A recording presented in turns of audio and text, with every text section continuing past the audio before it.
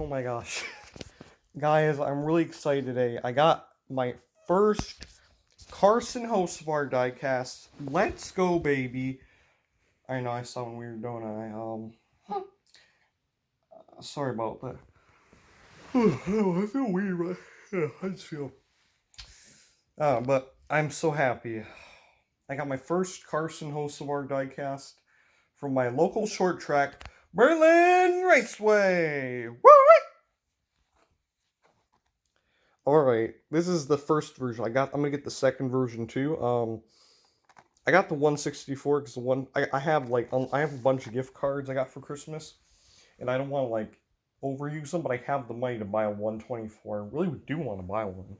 You know, I'm like that race fan who's a racer and a racer at the same time. So hashtag race fan plus real life racer struggles.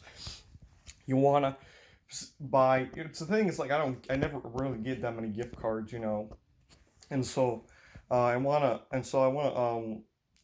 spend it good on some race car parts, put our upgrades to our team, because we need some upgrades. So I've been buying a lot of spare parts because it's important to have. You never know when you're needing a spare part. And spare parts are important. I don't have a spare of everything, just some things that are easy to come off the cart, and I can just replace. Especially need spare bearings and spare tie rod ends. It's probably one of the most important I've thought of. But yeah, here's Carson Hocevar.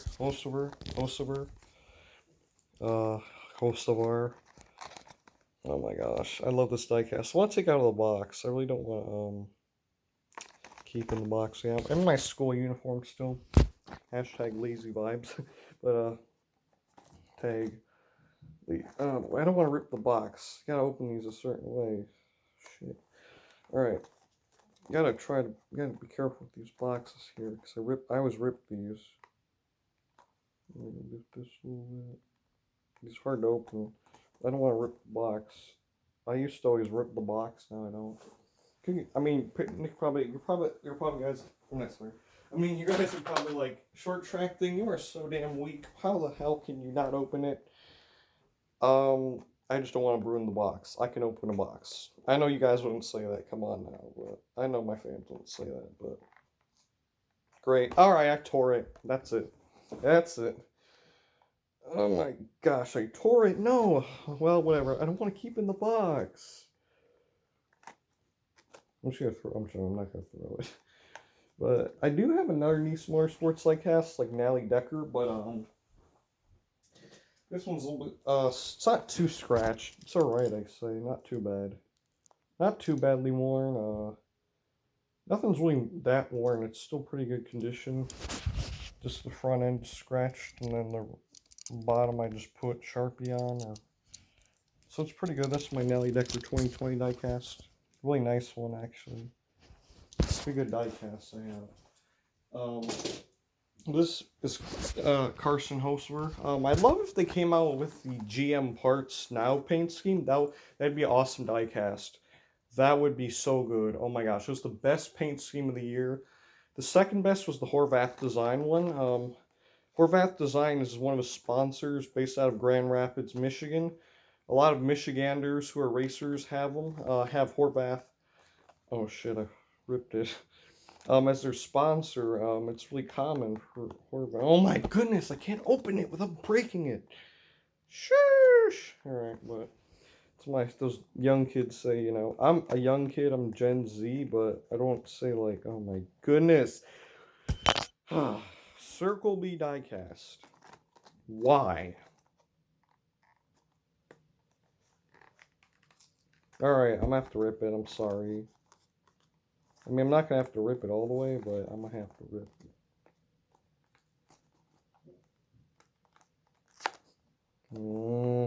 Alright. Hallelujah. Hallelujah. I'm not a singer, I'm a race car, a dirt track racer, but finally, we opened it. Freaking opened it, so, let's get it out. Hope I don't scratch. I'm gonna keep it in the case like this. I don't want to break it. It's so beautiful. But Yeah, I guess we could just do that. Just keep it in the case. I don't want to break this beauty. I know this one I took out of the case, and I'm already starting to worry now. I might have to put it back in so it don't break. They just have a regular plastic with it. Yeah. Oh my gosh, it looks so nice in here. Nice. Oh my god. I can always keep the boxes, of course. Some I kept in the box, but I really didn't. I just unboxed them, but then since I didn't have like enough room for those boxes, I just put them in the box. I really want to keep in the box. I don't want to ruin it. It's so beautiful. But at the same time, I want to take it out. It's so nice. Alright, let's take it out. Um I want them to make a GM parts. I like this one. This is nice paint scheme. Um for the diecast. I like, oh gosh, this is so awesome. Carson Hocevar, hope you see this. Oh my gosh, look how pretty this is. This is like pretty, oh my gosh. And it's one of my favorite racers. I finally have a diecast, one of my favorite NASCAR national racers, Carson Hocevar. He's from Michigan like me. He reminds me a lot of this one racer called Joy Fair. Um, he's like the best Michigan short track racer of all time, or Michigan stock car racer. Let's just say that. Bob Seneker used to race him. He raced him at Berlin once, and he said, "Yeah, like he's really hard to beat. You know, it's impossible to beat Joy Fair. Joy Fair is like the number one in the book. He's in the Michigan Motorsports Hall of Fame, as well as Harold Fair Sr. and Jr. I don't know about Jr., but I know Fair Sr. I don't know if they're related to Joy Fair. They could be. They have to be related. I mean, the last time, like Jeremy Bush and Joe and Lauren Bush, they have to be related. They raced the same racetrack. That'd be the funniest coincidence if they weren't. Because if you race, I mean, I know it's a common name, Fair, and so is oh boy, oh my gosh. I keep doing that. Anyways, I don't know what happened there. Let's take a commercial break. We'll be right back. Okay, we're back. But yeah, he is really talented, Carson. He is like this 2020, like 2021 was so awesome. He crushed and dominated in 2021. I don't think he had a win yet, but he's close. He's gonna get a win. I know it, man. Um, good luck to him in the Chili Bowl. I want him to win the Chili Bowl.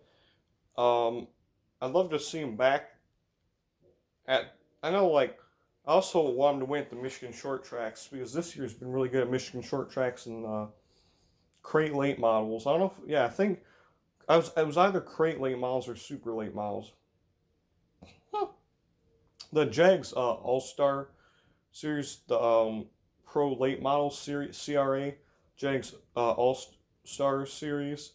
That's the Pro Late Models. I call them crate late models because there's a crate GM604 crate or this McGonigal Engine Performance 425 LM crate engine.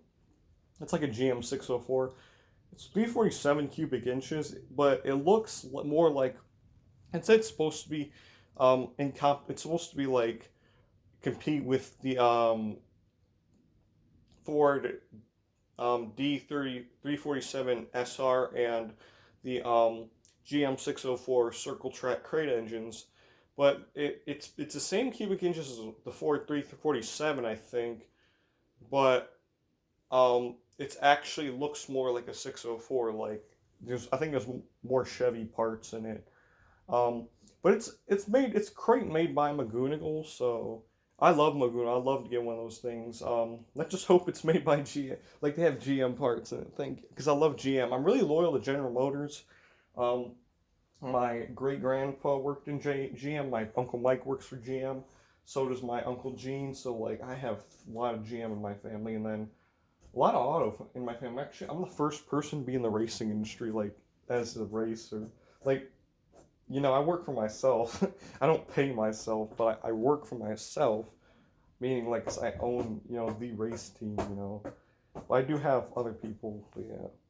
I mean, it's just the same, but yeah. But yeah, I'm still amateur, very obviously. I mean, it's only my second year. I was like part time last year, and like just one race. This year we're gonna have a full schedule, so it's nice. But yeah, there you have it. Look how beautiful this is. Zoom in there. Focus. There we go. You can see HD5 right there. Hocevar 14. Really talented racer. He was really young when he started at Berlin in the he started in the Outlaw Late Models racing for Johnny Benson. And then after Outlaws, after Outlaw Late Models, he moved up to Super Late Models, and yep, and then he dominated. He got the track champion, I think, 1 year too. I think it was like 2017. Yeah, he won. He was the youngest Berlin racer to win a Super Late Model race, and he was only like 11 or 12 when he started in stock cars, and so that's really young. You know, there's a 9-year-old actually. There's people young as 9 actually now getting the stock cars. I think this is because nothing wrong with it. I approve.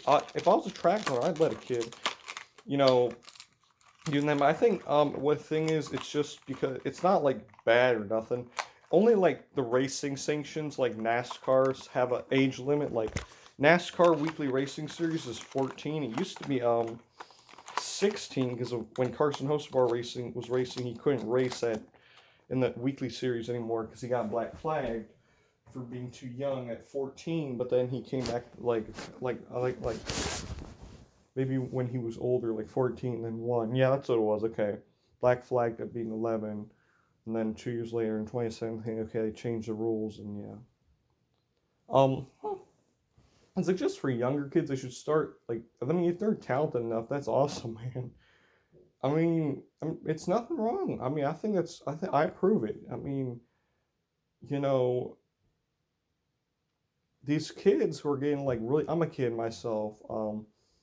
But usually I'm like the other kids start in the carts, but these kids started probably in carts. They did, yeah. But they got high up as a young age because their talent was saw by a team. And I believe these kids are really special who start that young because you think like not your average 9 to 14-year-old knows how to race a stock car. That is amazing. That really just makes me happy when I see young kids like that. And it's okay if you're like I'm not in stock cars yet. I mean, I just started at 15. I started kind of late, but there's really no age like you can't start. You can start like at 47 and still if you want to race stock cars or go-karts. I race dirt track go-karts, dirt oval. I love it. Yeah. One thing about karts is that if you, I guess they're like the lowest level in circle track racing if you cannot afford stock cars. Obviously, sprint cars, I can't even. Nobody can. I don't know. Like to say, but sprint cars, like they do. Sprint cars are not stock at all because they're not stock cars. They're all cut. They're custom. That was a good. I do have. That's a good question. Were they originally stock? I wouldn't say sprint cars were ever stock. I mean, they don't seem like they were. They originated from like. They're like the first American open wheel racing car. They're originated from like shoot. I think yeah, they started like 1900 those sprint cars. They never used to be roll cage with a wing on it. It's way more dangerous back then.